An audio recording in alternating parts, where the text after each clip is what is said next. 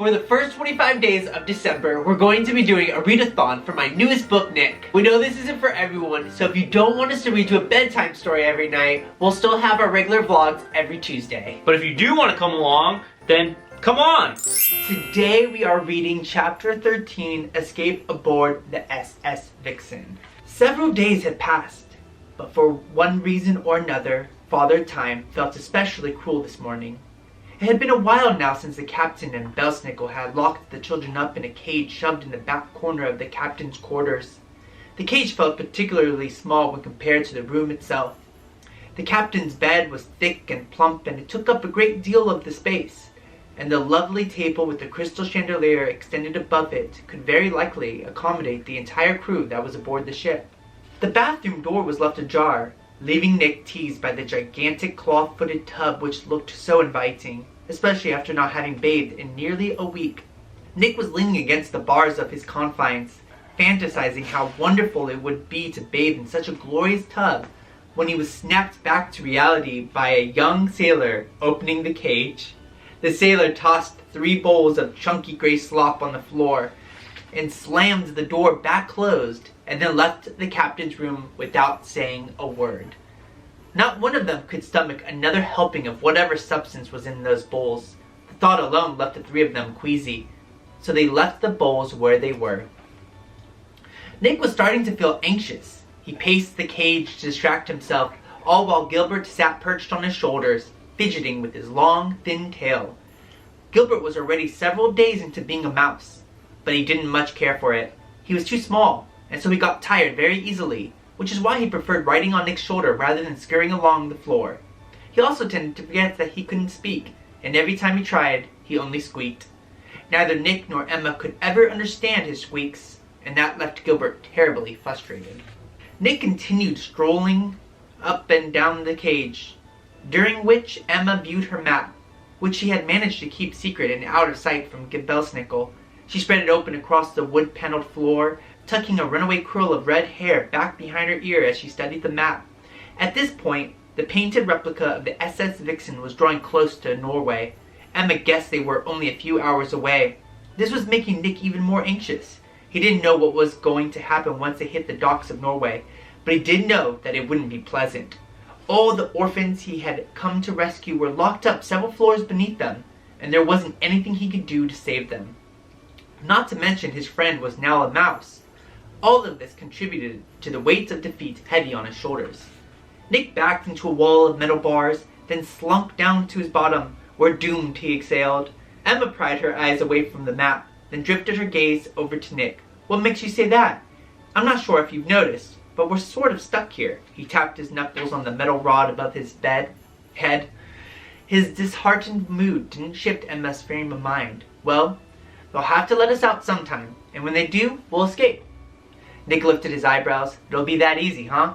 She folded her map and tucked it back into her pocket. "Not exactly, but I have a plan." Nick perked up with shoulders rising. "Would you care to share that plan with me?" "Not really." And just like that, his shoulders dropped. "And may I ask why not?" "I just don't think you'll much care for it." He was growing more suspicious. "You wouldn't know unless you told me." "All right, I'll tell you." Nick scooted closer, smiling with anticipation. She tilted her head, and he followed her gesture across the room and over to a freestanding coat rack. The rack was propped up by the captain's bed, where Gilbert's pouch of Cracker Barrels hung from one of the hooks. "Once the ship docks in Norway, Belsnickel is sure to come for us. When he does, Gilbert and I will create a diversion, leaving you a clear path to the Cracker Barrels. We'll use those to escape." Nick's smile wilted simultaneously with the end of her sentence. "That's your plan? Magic?" Emma folded her arms across her chest and huffed. "I told you you wouldn't care for it. Besides, I don't see you coming up with any bright ideas." Nick mimicked her by folding his arms across his chest as well.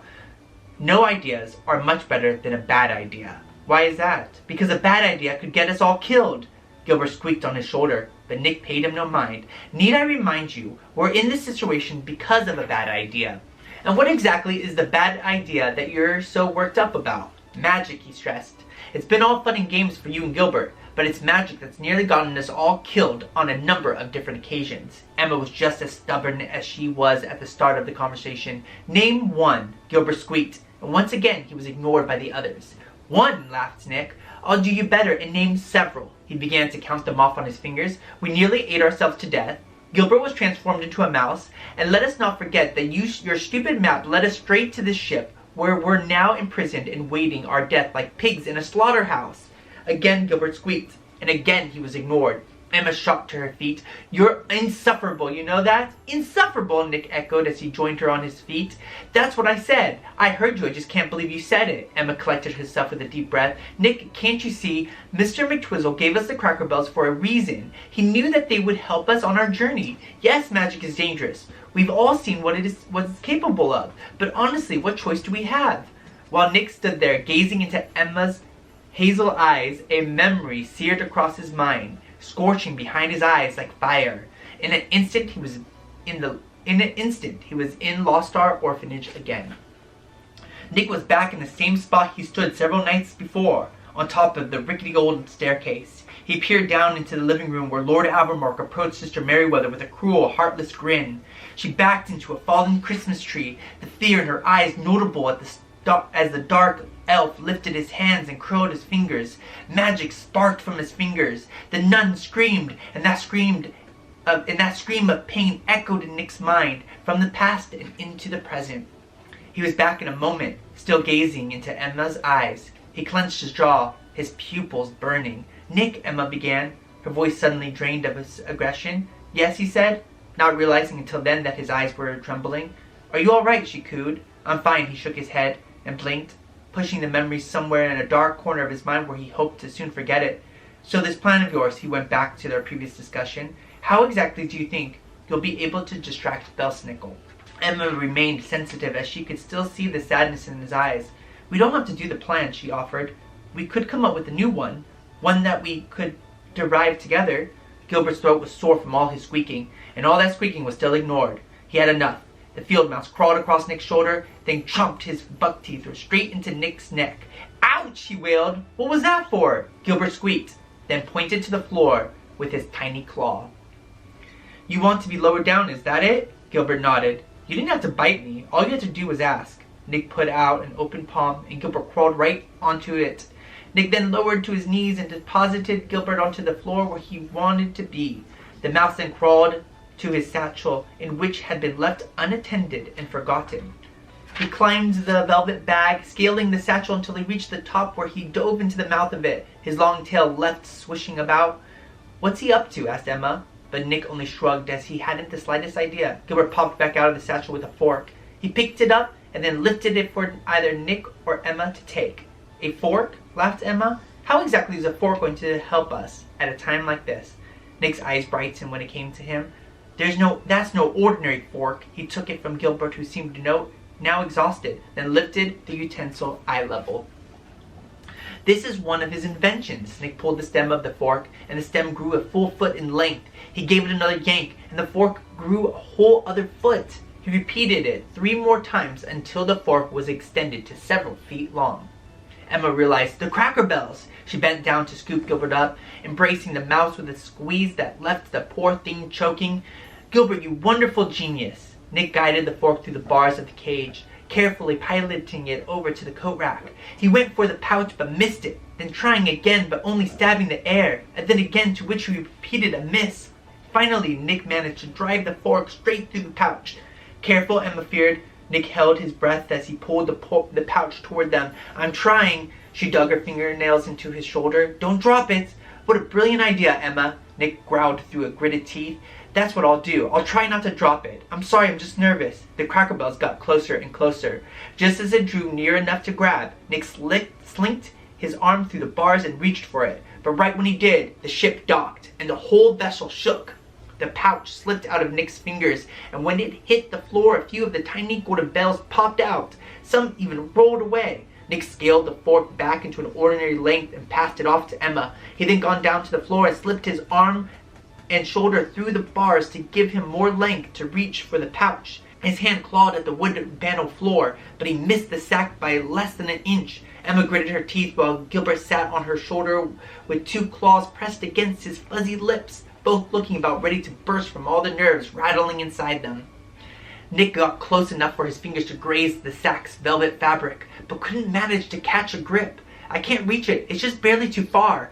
Gilbert's round ears rose and twitched as he came to an idea. He stepped back and then got some momentum before leaping off Emma's shoulder. The mouse flung onto the top of Nick's golden hair, then dropped down to Nick's shoulder. He scurried down and across Nick's arm, but out between the bars and over to the back of Nick's hand.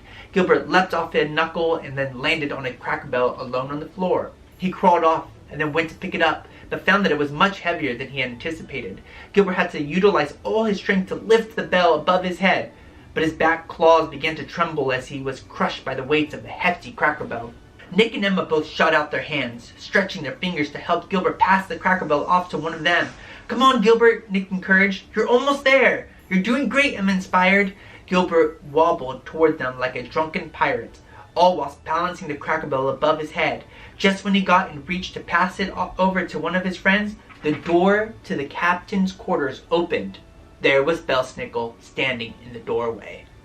"And what have we here?" he crouched, leaving a petrified Gilbert engulfed in his shadow.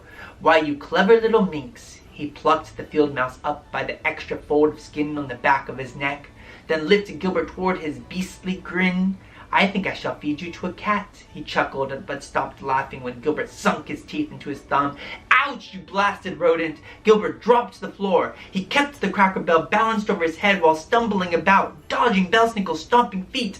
Gilbert lost his grip and dropped the bell. It bounced across the floor and then rolled to a stop by the door. Gilbert charged for it, sprinting on all fours as fast as he could while Belsnickel chased him. He had nearly made it to the Cracker Barrel when Belsnickel smacked him with the back of his hand. Gilbert hurled back into the door, knocked out less than an inch from the glimmering golden bell. "Gilbert!" cried Nick and Emma. Nick rose to his feet until he was face to face with Belsnickel. "You'll pay for that." He wrapped his hands around the bars of the cage and squeezed. "Believe me, you will." Belsnickel approached him, leaving only the bars of metal standing between them. "You know what? I think I'll take just the two of you to Lord Albemarle, and then I'll hire an exterminator to rid this ship of its rat infestation." "No," Emma wailed. "Shut up, you!" a little mousy squeak stopped Belsnickel mid-sentence. They all turned to find Gilbert squeaking into the Cracker Barrel. He kicked. The bell sprung forward, bounced on the floor, and landed right at the keyhole of the cage. Boom! Blasted the door from off its hinges.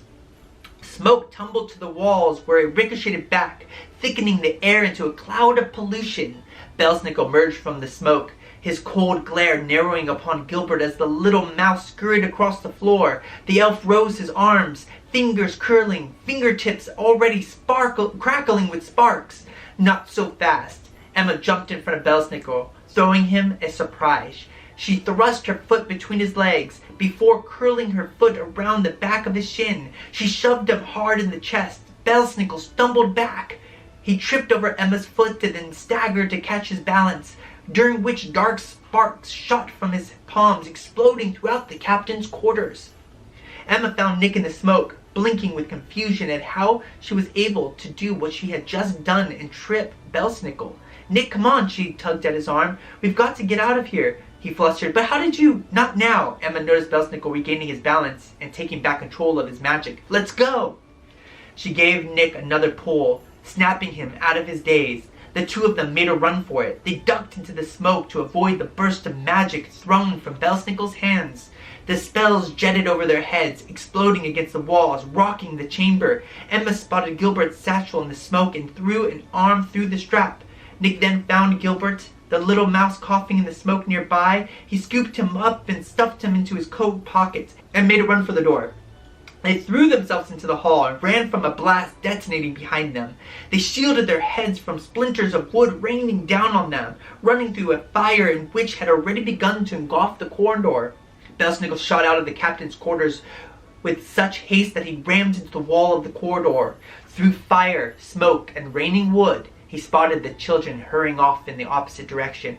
"Get back here, you little orphan brats!" Nick and Emma charged up a staircase and fled to the ship's upper deck, where they skidded to a stop. A dozen or so sailors had them surrounded, all waiting with knives and pistols in their hands.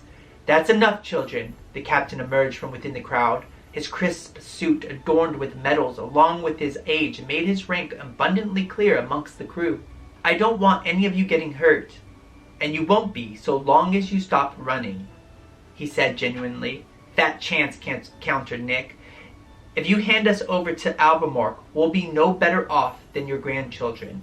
The captain stood surprised, his expression worried. How did you... Is that what you want? Nick interrupted, looking like quite the sight with Gilbert's fuzzy head sticking out of his coat pocket. Would you like us and all those other children down in the cargo hold to be brought to the North Pole to be left in the hands of an evil elf? Emma threw the captain a look of disdain. What kind of a man kidnaps children? Orphans, no less, she shot, a poor excuse of one if you ask me. You must understand, the tremble in his voice sounded odd coming from such a distinguished man. Albemarle has my grandchildren. I don't have a choice. He doesn't. Everyone on deck shifted their attention over to the stairwell where Belsnickel appeared. I must say, well done, Captain. The mid-afternoon sun hit his bald head, sending a glare into the crowd. But I'll be taking over from here. He marched up to Nick and grabbed him by the tuft of his golden hair. Emma yelled, "Let him go!" "Shut up, you noisy little girl," he shouted back, alarming not just Emma, but even some members of the crew. Belsnickel yanked Nick's hair even harder, leaving the boy screaming. He then forced Nick closer to look into his eyes. His cruel smile suggested he found pleasure in the pain he inflicted. "Where is it?" He pressed his cold lips against Nick's ear and whispered, "Where is the stone of the northern staff?" Nick winced from the elf's tough grip. "I don't have it." Belsnickel gave his hair another yank, leaving Nick screaming more loudly. "If you want to save your friends, then I would suggest you hand over the stone." Nick's eyes began to water from the pain. "I already told you I don't have it. Stick to your story then. But I should warn you, Lord Albemarle is far less forgiving than I am." Belsnickel hurled Nick to the floor, turning to the captain in the crowd of sailors. "Put them in the hold with the rest of the children, and then have your men unload the cargo and transport it to the train station. Hurry it up. The train to Murmansky leaves in 1 hour." "What about my grandchildren?" inquired the captain. "I've done what was asked of me. Now where are they?" Belsnickel massaged his bald head to ease his annoyance. "Your grandchildren, Captain, will be brought to you once that boy," he aimed a finger at Nick, "is in the custody of Lord Albemarle." The captain pushed Nick and Emma out of his way as he stepped forward. "That wasn't the deal, Belsnickel. I want my grandchildren. I want them now." "Oh, shut up, old man," Belsnickel spat on the floor. "Your grandchildren will be returned to you when Lord Albemarle deems it so." He began to storm off when he heard the click of a revolver in the pistol held in the captain's grip. The captain glanced back to Nick, Emma, and Gilbert tucked away in Nick's pocket. "Children, now's your chance. Run." Bang! The captain's pistol went off, and a bullet was sent on course for Belsnickel, but the elf only smiled as he waved his hand. The bullet dropped to the deck, then cracked down the middle as the 8 legs of a hairy tarantula emerged from out of it. The spider grew and grew until it was near the size of a German shepherd, now standing at the heels of Belsnickel. "Contain the children," he ordered his new pet. The giant tarantula sprung forward, sharp fangs snapping while its beady red eyes, all 8 of them, spotted the children across the deck. It scurried fast and with unbelievable agility, knocking the captain out of its way as it quickened its pace toward the children. Nick froze as he watched the spider barreling for them. "Emma," he squealed, "I think it's time for one of your bright ideas." "I'm already on it," she said while digging through Gilbert's satchel. "Just give me a second." "I don't think we have a second." The spider crawled under the legs of sailors and even kicked several of them out of its path as it scurried toward them with growing speed. Nick panicked. "Emma!" "Got it." She drew the Cracker Barrel out from within the satchel, then held it to her lips. She whispered into it, "Take us somewhere safe, please." The Cracker Barrel began to brighten, its brilliant radiance soon increasing into a white, blinding light that engulfed Nick and herself. The whole crew lifted an arm to shield their eyes, and the spider stopped in its tracks and squealed in pain. By the time the light was gone, so were the children. Alright guys, that concludes chapter 13. Come back tomorrow for chapter 14, Miss Pransley.